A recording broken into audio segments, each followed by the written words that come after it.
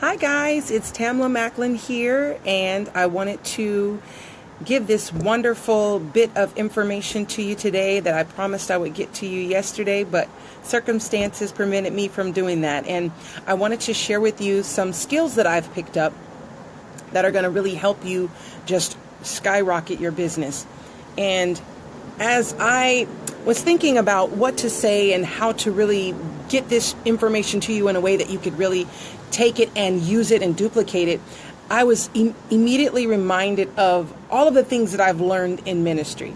And if you know me, and many of you do know me, and the ones that don't know me, I'm in the ministry of reconciliation. There are people who have broken lives, either through broken relationships with other people, or sometimes they have a broken relationship with God, and I seek to help them restore those broken relationships. And what I've learned and the skills that I've gained in ministry for over 12 years now is something that I found is not only useful for the kingdom, but it's something that's useful in business. This is a skill that we can use in our business and to help grow and develop our business. Because if you think about it, all we're doing as business professionals, especially in the direct selling business, is that we're connecting people to solutions to their problems. Think about it. Zig Ziglar said that if you can find a way to help people, you will be rich. Let me tell you, if you join this business to make money, that's not a bad reason. But your reason and your why has to be greater than just wanting to make money. It has to be, at the end of the day, I want to help solve people's problems. So the very first step in getting people to ask you how is you have to put in your mind, and you have to have a mindset of, I want to set out to help people. I know that what I have can change their life. I know that what my product or my business opportunity is going to help solve their problems. And so that's the first step, is getting your mind to understand that this is not just about making money. This is not just about driving a Mercedes. This is not just about having more money to go on vacations. This is about really helping people. And if your heart is set on that, you're going to attract people who need help. Let me tell you, this is true. It is so very true. Let me tell you, success is not earned. Success is attracted. When you put yourself in a position to help others and you become someone who has the resources and the ability and the wisdom to do so, people are going to be directed to you. They're going to be drawn to you because they need what you have. So that's the first thing, is your mindset. Change your mind. Be in a mindset of, I have to help people. Number 2, you have to understand that prospecting is a skill. It is a skill, just like walking, riding a bike, or doing anything else that we've learned in our lives how to do. We need to learn how to develop the skill of attracting people to us. One thing that I've learned, and this is what I want to share with you in ministry, is that, and I'm going to look at my notes and look at you, I'm going to make sure that I get everything down, is that you've got to establish some sort of relationship with that person. If they know you, they like you, and they trust you, everybody says that that's when people will do business with you. If they know you, they like you, and they trust you.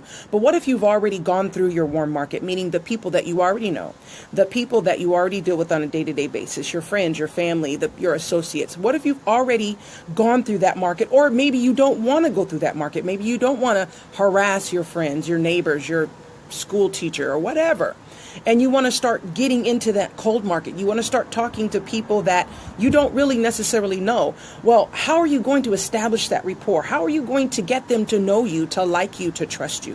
One way to do that, and something that I learned in ministry, is that you have to develop the skill or the art of effective or attentive listening. That's right.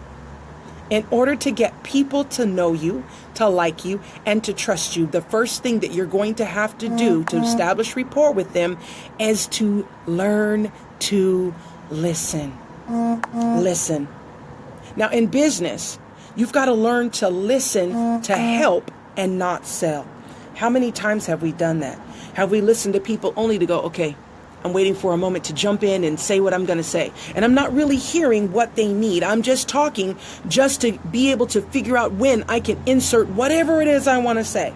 Let me tell you, that is not effective listening. That is not attentive listening, because your whole goal is to get your point across, to get your product out there, to get your plug in for your business, to get your opinion across if you're listening to help someone in their lives. One of my mentors in the ministry told me, you have to exercise wisdom. You need to understand what people are saying and why. Are they even looking for a solution? Effective listening and attentive listening is going to tell you whether or not they're even looking for a solution. They may be just venting. They may need a shoulder to cry on. They may just want to talk to somebody, and you're that listening ear. You need to be able to discern the difference. One of the biggest things that one of the biggest heartaches that I've ever run across is not discerning whether someone was talking to me because they wanted what I had, or they just wanted me to listen. Sometimes we can offer a solution and we don't even know the problem, or we don't even know that there is a problem. Effective and attentive listening is going to help you to overcome that. Again, if you learn to solve people's problems, you're going to make a lot of money. Okay? So what I learned also in ministry and in my job, and I learned to start putting this in my profession as an eligibility worker when I worked for Human Services Agency. As you began to listen, and you began to listen with the intent of solving their problems, that means that you're looking in what they're saying and what they're not saying. You got to learn to read between the lines. What are they not saying? Someone can come to you and say, I'm just so sick and tired. I'm so sick and tired of everybody just always talking crazy to me. And everybody's always, just frustrating me. Everywhere I go, I'm frustrated. And everywhere I go, I've got to stand in these long lines. And I was trying to get somewhere and I was running late and everything. And you can tell that they're frustrated, and you're going, okay, well, what's the problem? But if you butt in before you hear everything they have to say, you're not going to know what the problem is. True story.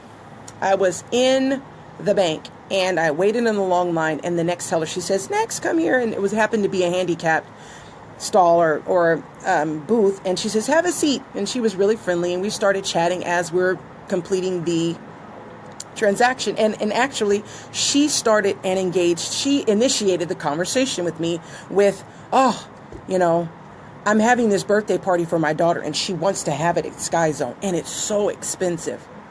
Now, if I would have just said, oh yeah, that's expensive, well, I've got a solution for you.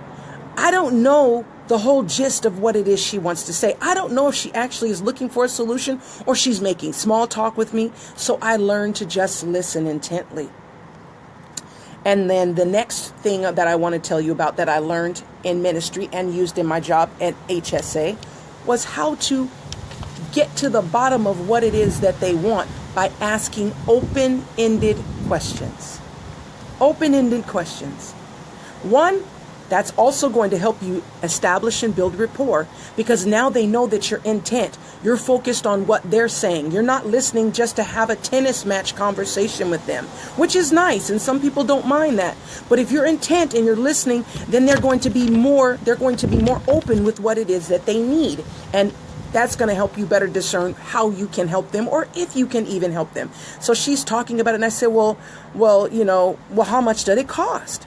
And she says, it was, and she tells me the price. I think it was over $200 or something like that. And I said, well, how did that make you feel? I mean, were you upset about it? And she says, man, I was really, I'm stressed out about it because, that's a lot of money, and I'm not rich, and this is my only job. And she starts telling me everything about it. And I said, well, do you have any solutions? I mean, what are you trying to do to pay for it? And so she's telling me all of this stuff because I'm asking open-ended questions and I'm engaging her, and she's telling me these things voluntarily. She's volunteering her life to me, and I don't even know her. So that's number 2. First thing is we need to have a mindset that we want to help people. Number 2, we need to listen to help and not sell. That's an attentive and effective listening. Number 3, we need to learn to ask questions to get an understanding of exactly what it is that they need, or what problem that they're facing, so that we can better understand if we can provide a solution or how we can provide a solution.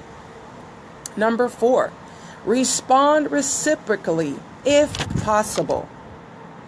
If you can affirm or if you can empathize with them, if you have a story or some input or feedback of something similar, that's going to further draw them in and get them to trust you and know that you're someone who not only understands what they're going through, but you may be someone who can possibly offer a solution. True story. Just the other day, I'm sitting in my car listening to some training videos and trying to better my understanding and hone my skills. And a gentleman next to me is talking to me about, just life in general. And we start talking, and he starts talking about his truck, how he had, someone hit his truck. And when he didn't even find out because it was a hit and run, and when he went to go pull down the bed of his, the tailgate, it just fell off into his hands, and he's freaking out, and it's going to cost him $2,700. And I'm asking all these open-ended questions, and then I respond reciprocally about a story when my husband had to go to the auto body shop. Yes, I understand, it's so expensive. They told us it was going to be, over $1,500, and he was like, and I said, well, how does that make you feel? Or, what are you going to do about it? And he's like, well, I don't know. My deductible is over $1,000. Bingo. Because I shared with him my story, I was able to get from him that he needs $1,000. Not only did I find out that he needed $1,000, I found out also that he doesn't have the money right now to pay for it. So right now he's driving around with a broken tailgate. It's on there, and if anybody were to take it off, it would just fall off into the street.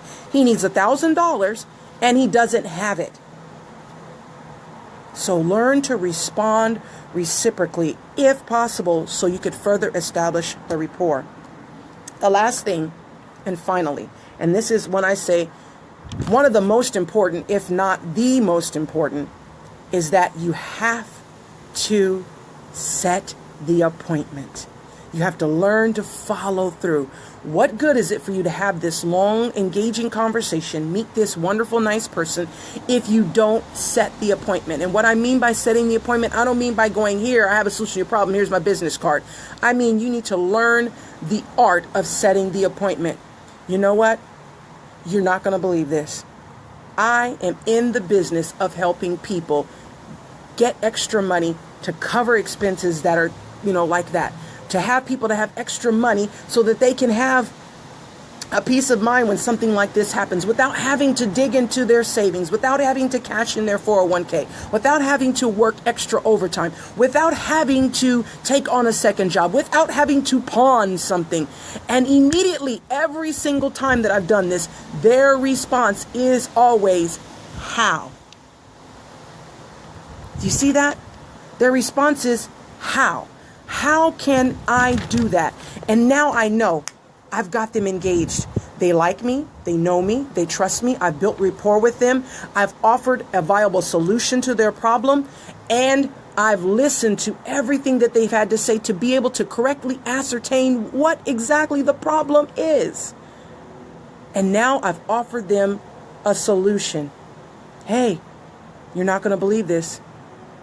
I'm in business I'm in a business that specifically is designed to help people like you be able to afford unexpected repairs without having to sell off one of your children, or whatever it is. I told him, and I told her, I said, you know what? Actually, I'm in business helping people just like you to be able to take care of those birthday expenses or vacations or those flat tires or broken windows that come up out of the blue without having to work extra hours on your job or take on a second job. Her eyes got big, and she goes, how? And then that's when you set the appointment. Hey, listen, I don't have time right now. It's important. Urgency. You need to create some urgency, because if it's not urgent, then they're going to respond with, oh, okay, whenever. Because if you're like, oh, okay, whenever, then they're going to reciprocate with, oh, okay, whenever. Hey, I don't have time right now, but I've got some time later on this afternoon. 3 o'clock, is that good for you? Then they're going to respond with, hey, I don't get off of work until 5. Okay, 5:30, let me have your number. I'm going to give you a call. My name is Tamla, and I want to help you out. I think you're going to like this. I can't promise you anything, but I really think this is something that can help you out. That's simple. That's how you get people to ask you how. 1, be in a mindset that you want to help them. 2, you need to listen attentively and effectively to what it is that they need. You need to learn to ask questions to be able to hone in on exactly what their problem is so that you can offer a solution. And you need to next reciprocate your response to them. Let them know that you understand. You've been in the same situation. You know someone who's been in the same situation. And finally, follow through by setting the appointment. If you don't ask, you will never receive. I guarantee you, the surefire way to make sure that people never join your business is to never invite them, is to never ask them. A surefire way to make sure that people never become your customer is to never ask them. If you never ask them, they're not going to magically become your customer. Just by posting your links or giving your business card is not the same thing. You have to learn to open your mouth and ask. So remember, open your mind, open your ears, and open your mouth. Mind, ears, mouth. That's the ingredients to getting people to ask you how. I hope this training has been really helpful for you.